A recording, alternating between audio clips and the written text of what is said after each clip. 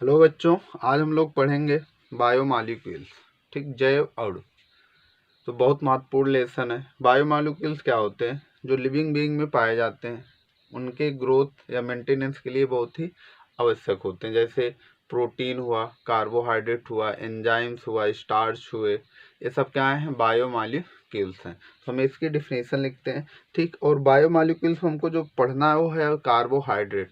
Carbohydrate की definition पढ़ेंगे और उनका क्लासिफिकेशन पढ़ेंगे। आज के इस लेक्चर में क्लासिफिकेशन तक पढ़ेंगे, फिर उसके नेक्स्ट अगले वीडियो में पढ़ेंगे। ठीक, बायोमॉलिक्यूल्स होते क्या हैं? हम लिखते हैं डिफिनीशन इसकी। ठीक, bio molecules are the organic complex lifeless substance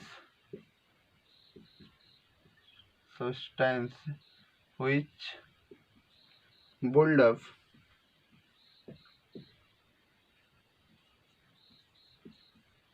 living being and also necessary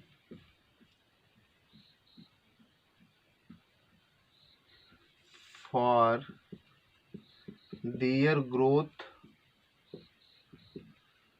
and maintenance।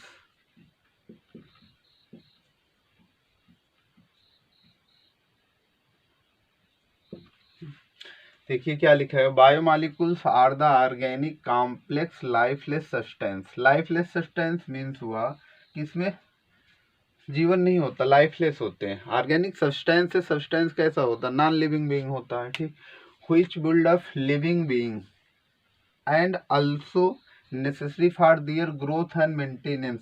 Growth और मेंटेनेंस के लिए क्या होते हैं? बहुत ही आवश्यक होते हैं। जैसे कार्बोहाइड्रेट,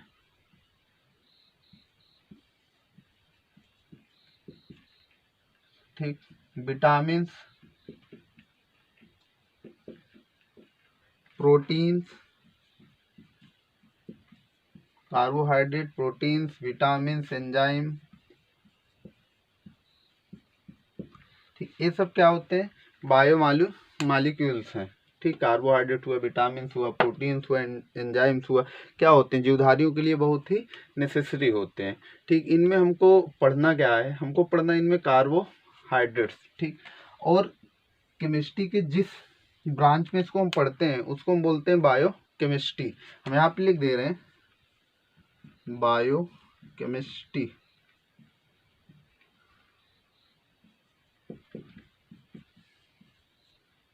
तो बायो मॉलिक्यूल्स की स्टडी जिस ब्रांच के अंतर्गत हम लोग करते हैं उसको हम क्या बोलते हैं?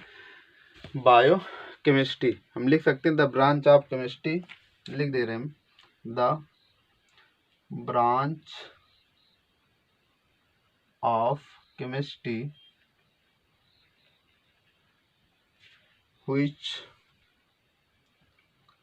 Deals with the study of biomolecules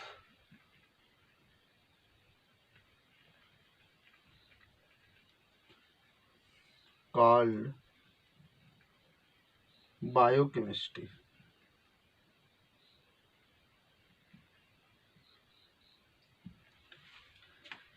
मतलब हम केमिस्ट्री के जिस ब्रांच के अंतर्गत हम इसको पढ़ते हैं बायोमॉलिक्यूल्स, उसको बोला जाता है बायो केमिस्ट्री।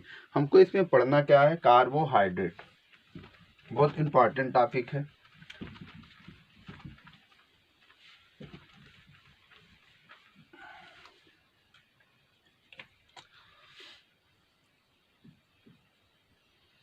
कार्बोहाइड्रेट्स, जैसा कि नाम से ही लग रहा है, कार्बन और हाइड्रेट्स। कार्बन का हाइड्रेट्स ही क्या कहलाता है? कार्बोहाइड्रेट। हाइड्रेट्स मीन्स क्या होता है? वाटर। हाइड्रेट मीन्स क्या होता है? वाटर। ठीक, कार्बन हो और क्या हो, वाटर हो, उसी को हम क्या बोलते हैं, कार्बोहाइड्रेट। ठीक, जैसे अगर इसका हम फार्मूला लिखें कार्बोहाइड्रेट का, तो हम लिख सकते हैं CxH2O ठीक, इसीलिए इसको बोला गया कार्बोहाइड्रेट। कार्बन और हाइड्रेट क्या कहलाते हैं, कार्बोहाइड्रेट। इसका जनरल फार्मूला होता है CxH2O और Y, जहाँ X और Y क्या है, नंबर ऑफ कार्बन और वाटर के क्या है, मोल्स हैं।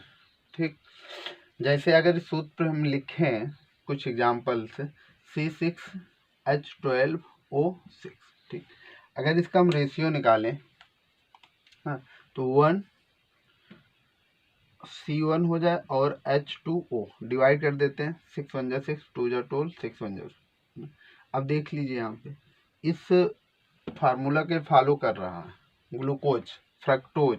तो कुछ ऐसे भी सूत्र होते हैं या कुछ ऐसे भी कंपाउंड्स होते हैं जो क्या करते हैं, इस फार्मूले का पालन करते हैं। कुछ ऐसे भी होते हैं जो इसका पालन नहीं करते, फिर भी वो क्या होते हैं, कार्बोहाइड्रेट्स होते हैं। ठीक है ना। अभी जैसे ग्लूकोज हुआ, सुक्रोज हुआ, फ्रक्टोज हुआ, ये सब क्या है ना, ये सब क्या है, आपके कार्बोहाइड्रेट्स हैं। लेकिन इसमें जैसे रेमोनेस है, C6H12, ठीक, और O5 रेमोनेस बोलते हैं। ठीक है, क्या बोला जाता है, तो रेमोनेस। ये इस फार्मूले पर का पालन तो नहीं करता, फिर भी ये क्या है, ग्लूकोज है, सॉरी, फिर भी ये क्या कहलाता है, कार्बोहाइड्रेट कहलाता है। मतलब जो यहाँ पे फार्मूला लिखा गया है, इस फार्मूले का पालन तो ये नहीं करता है, फिर भी ये क्या है, आपका कार्बोहाइड्रेट है ना। ऐसे डिऑक्सीराइबोस है, C5H10O4 डिऑक्सीराइबोस,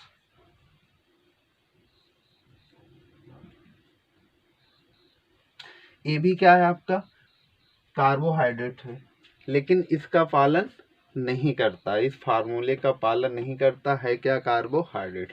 कुछ ऐसे भी ऑर्गेनिक कंपाउंड हैं जो इस फार्मूले का पालन करते हैं, लेकिन वो क्या है, कार्बोहाइड्रेट नहीं होते हैं। जैसे फार्मेल्डिहाइड HCHO, ठीक, ये क्या है, फार्मेल्डिहाइड है।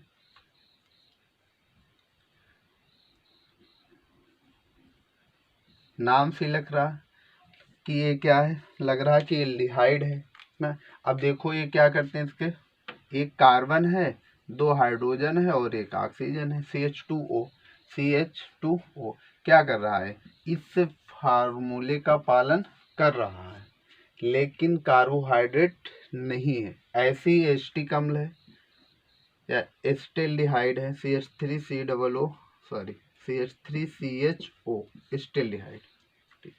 इसमें भी अगर आप देखेंगे, ये क्या करेगा, उस फार्मूले का पालन करता है, लेकिन है क्या है, एस्टेल्डिहाइड, सॉरी, एस्टेल्डिहाइड नहीं बल्कि एस्टिक अम्ल लेते हैं हम, CH3COOH।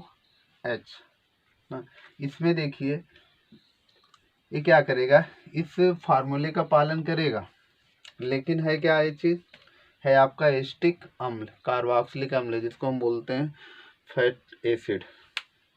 तो कुछ ऐसे ऑर्गेनिक कंपाउंड्स थे जो इस फार्मूले का पालन करते हैं, कार्बोहाइड्रेट है। कुछ ऐसे भी ऑर्गेनिक कंपाउंड्स हैं जो इस फार्मूले का पालन ना करते हुए भी क्या है, कार्बोहाइड्रेट्स हैं, जैसे हमने लिखा राइमोनोस, ठीक है, और डिऑक्सीराइबोस, ये दोनों क्या है, कार्बोहाइड्रेट हैं, इस फार्मूले का पालन नहीं करते हैं। जबकि फार्मेल्डिहाइड और एस्टिक अम्ल, एस्टिक एसिड क्या है, इस फार्मूले का पालन करते हैं, फिर भी ये क्या है, कार्बोहाइड्रेट नहीं है। इसीलिए क्या किया गया, कार्बोहाइड्रेट की एक नई परिभाषा दी गई। इसके हिसाब से कार्बोहाइड्रेट क्या थे, कि कार्बन का हाइड्रेट्स ही क्या कहलाता है, कार्बोहाइड्रेट्स। ठीक, हम डिफिनीशन लिख देते हैं।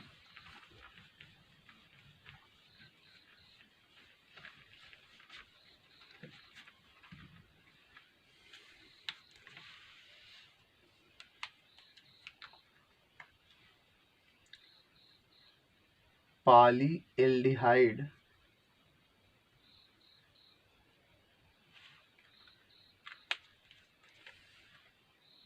और पॉलीहाइड्रॉक्सी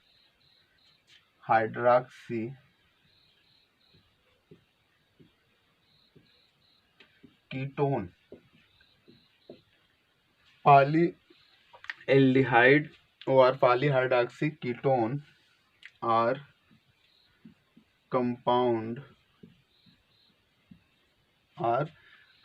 which gives such compound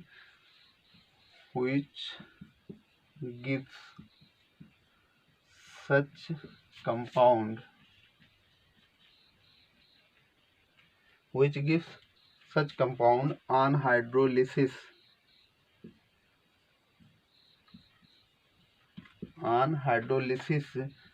same of carbohydrates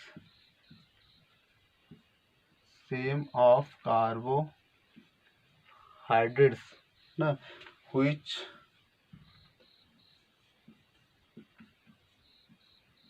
sweet and water soluble। ठीक, जो क्या होती है, मीठी होती है और वाटर सॉल्युबल होती हैं। इसे स्वीट होने के कारण ही इसको कार्बोहाइड्रेट को हम सैकेराइड भी बोलते हैं, सैकेराइड्स। तो देखा गया कि फार्मूले पे कुछ कार्बोहाइड्रेट थे जो फार्मूले का पालन कर रहे थे, कुछ ऐसे भी थे जो पालन नहीं कर रहे थे फिर भी कार्बोहाइड्रेट थे, कुछ ऐसे भी कंपाउंड थे जो पालन करते हुए भी क्या थे, कार्बोहाइड्रेट्स नहीं थे। तो उसकी कार्बोहाइड्रेट की दूसरी डिफिनीशन दी गई, पॉलीएल्डिहाइड और पॉलीहाइड्रॉक्सी कीटोन।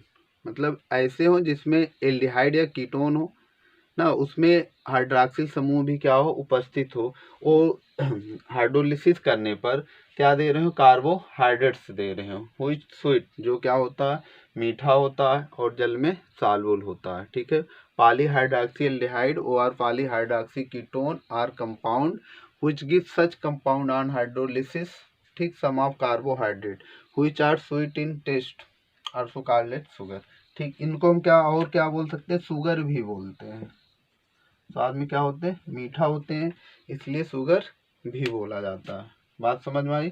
कार्बोहाइड्रेट को सैकेराइड भी बोलते हैं और शुगर भी बोलते हैं। ठीक, अब हम लोग पढ़ेंगे इनके क्लासिफिकेशन, इसको वर्गीकृत कितने भागों में किया गया है।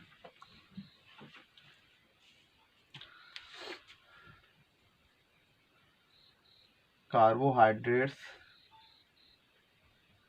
को क्लासिफाइड कैसे किया गया। ठीक, सर्वप्रथम इनको दो भागों में क्लासिफाइड किया गया, शुगर और नॉन शुगर।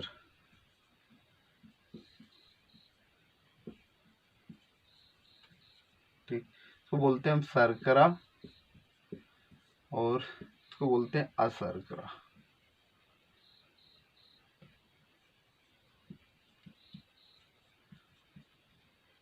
अशर्करा, ठीक है, ये शर्करा क्या होते हैं और अशर्करा क्या होते हैं। ठीक है, पहले हम लिखते हैं शर्करा के बारे में। शर्करा क्या होता है, these are crystalline solid, these are crystalline solid which soluble in water and have sweet taste। क्या होता है, क्रिस्टलाइन सॉलिड होता है। ठीक, वैसे वाइट कलर का होता है, वाइट कलर का क्रिस्टलाइन सॉलिड है, सॉल्युबल होता है वाटर में, और इसका टेस्ट कैसा है, ये स्वीट होता है। ठीक है, जैसे आपको अगर एग्जाम्पल में दिया जाए ना, तो ग्लूकोज और फ्रक्टोज एक ऐसे हैं शुगर्स हैं जिसको हम बोल सकते हैं शर्करा। दूसरे भाग में डिवाइड किया गया उसको हम नॉन शुगर बोलते हैं, नॉन शुगर्स। इसी को क्या बोला गया था, अशर्करा। ठीक, दी जो ये कैसे होते हैं, टेस्टलेस होते हैं, दीज आर टेस्टलेस। ये कैसे होते हैं, टेस्टलेस होते हैं, इनसॉल्युबल होते हैं, इनसॉल्युबल होते हैं, इनसॉल्युबल इन वाटर। ठीक, ये कैसे होते हैं, इनसॉल्युबल होते हैं वाटर। जैसे स्टार्च हुआ और ग्लूकोज हुआ। एग्जाम्पल में अगर लिखें, स्टार्च और ग्लूकोज, सॉरी स्टार्च और सेलुलोस, ग्लूकोज नहीं, सेलुलोस, स्टार्च और सेलुलोस। ठीक, एक किसमें आते हैं, नॉन शुगर में। और शुगर में क्या होते हैं, ग्लूकोज और फ्रक्टोज, ग्लूकोज और कौन सा, फ्रक्टोज। मतलब कार्बोहाइड्रेट को 2 भागों में डिवाइड किया गया था, शुगर्स और नॉन शुगर।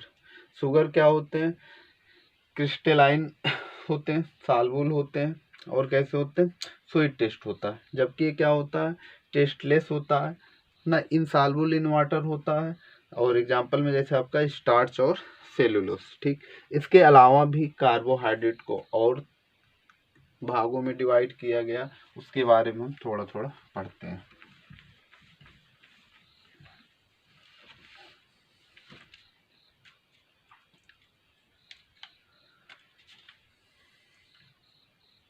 मोनोसैकेराइड, मोनोसैकेराइड ये क्या है, ये भी कार्बोहाइड्रेट ही है। मोनोसैकेराइड क्या है, कार्बोहाइड्रेट के सिंपलेस्ट रूप होते हैं। सबसे छोटा कार्बोहाइड्रेट जो होता है उसको हम बोलते हैं मोनोसैकेराइड। ठीक, इसको हाइड्रोलिसिस नहीं, इसका हाइड्रोलिसिस नहीं किया जा सकता, मतलब ये हाइड्रोलाइज्ड नहीं होता। हम लिख सकते हैं, these are the simplest carbohydrate, these are the simplest carbohydrate,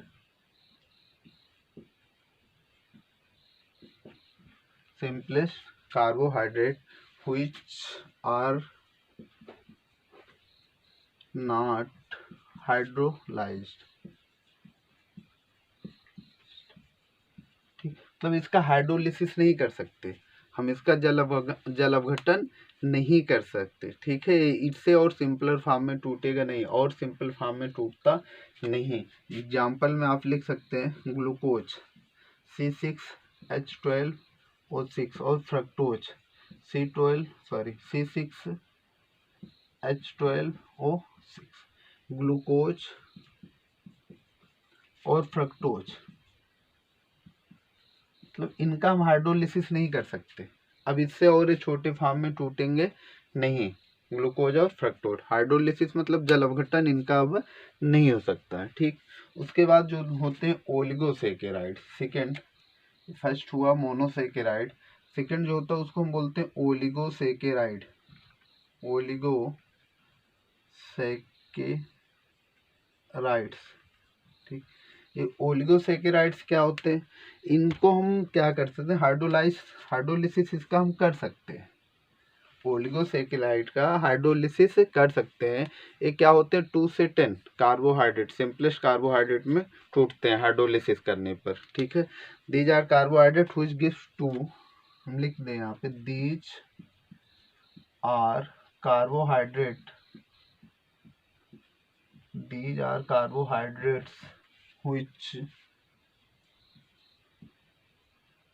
gives, these are carbohydrates which hydrolyzed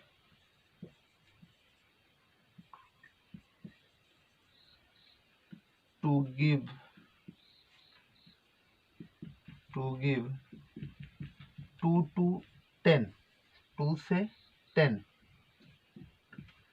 मतलब इसको अगर हम हाइड्रोलिसिस करते हैं, इसका जल अपघटन करते हैं, तो क्या होता है, 2 से लेकर 10 2 से लेकर 10 मॉलिक्यूल में क्या होता है, टूट जाता है। इसका जल अपघटन कितने में होता है, 2 से 10 तक। ठीक है, गिव 2 to 10 मॉलिक्यूल्स। अगर इसका हम ओलिगोसैकेराइड देखिए, मोनोसैकेराइड से क्या होता है, जल अपघटन नहीं होता है। ये कार्बोहाइड्रेट का सबसे छोटा रूप होता है। ठीक है, इससे और छोटे रूप में इसको तोड़ा नहीं जा सकता। जबकि ओलिगोसैकेराइड का क्या होता है, हाइड्रोलिसिस होता है, इसका जल अपघटन होता है। और जल अपघटन होने से 2 से लेकर 10 तक छोटे अणुओं में क्या होते हैं, टूट सकते हैं। ठीक है, तो इसको ओलिगोसैकेराइड को पुनः भागों में बांटा गया। और किस आधार पे बांटा गया कि कितने हाइड्रोलिसिस होने पर या जलघटन होने पर कितने मॉलिक्यूल्स में टूटता है। तो इस ओलिगोसैकेराइड को जो डिवाइड किया गया, ओलिगोसैकेराइड जिनका जल अपघटन होता है, जिनका हाइड्रोलिसिस होता है, तो इनको जो डिवाइड किया गया वो पहला था डाइसैकेराइड।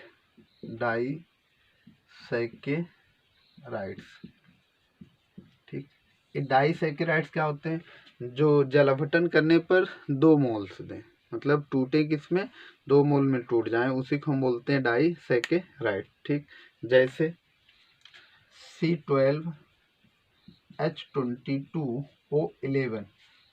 अगर इसका हम हाइड्रोलिसिस करें, इसका क्या करें, हाइड्रोलिसिस, ये क्या होगा, टूट जाएगा C6H12O6 मीन्स ये ग्लूकोज और फ्रक्टोज में टूट जा रहा है, ग्लूकोज और फ्रक्टोज में। तो देखिए, जल अपघटन करने पर, हाइड्रोलिसिस करने पर कितने मोल से दिए इसने, 2 मोल ग्लूकोज और फ्रक्टोज, इसीलिए इसको हम क्या बोलेंगे, डाइसैकेराइड ना। ओलिगोसैकेराइड क्या होता है, जो जल अपघटित हो जाए, जिसका हाइड्रोलिसिस हो, तो हाइड्रोलिसिस होने पर अगर वो 2 मोल देंगे, टूटने पर कितने मोल दें, 2 मोल दें, तो इसको हम बोलते हैं डाइसैकेराइड। ठीक, ऐसे ही ट्राइसैकेराइड,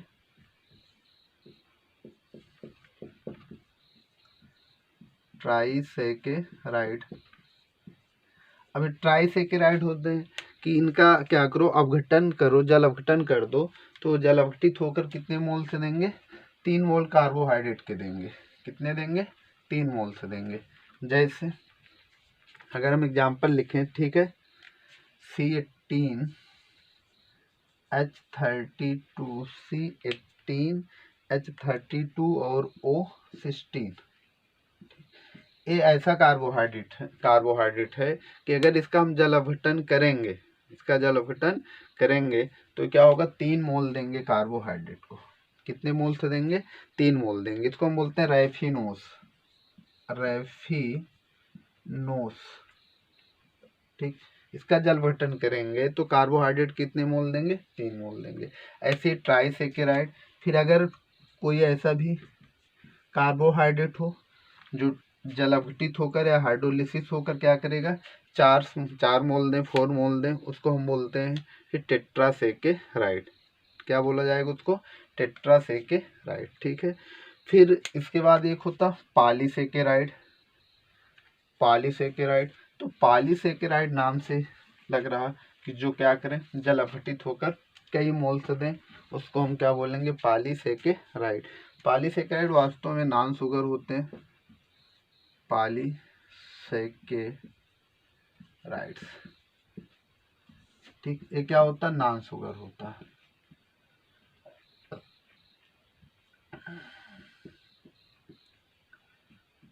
पॉलीसैकेराइड्स क्या होता है, नॉन शुगर होता है, मतलब अशर्करा होता है। ठीक है, एक क्या करता है, टूटने के बाद, जल अपघटित होने के बाद या हाइड्रोलिसिस होने के बाद कई मोल से देते हैं। ठीक है, जैसे स्टार्च C6H10O5 का यहाँ पे हम N लिखते हैं। ठीक है, किसका फार्मूला है, स्टार्च का।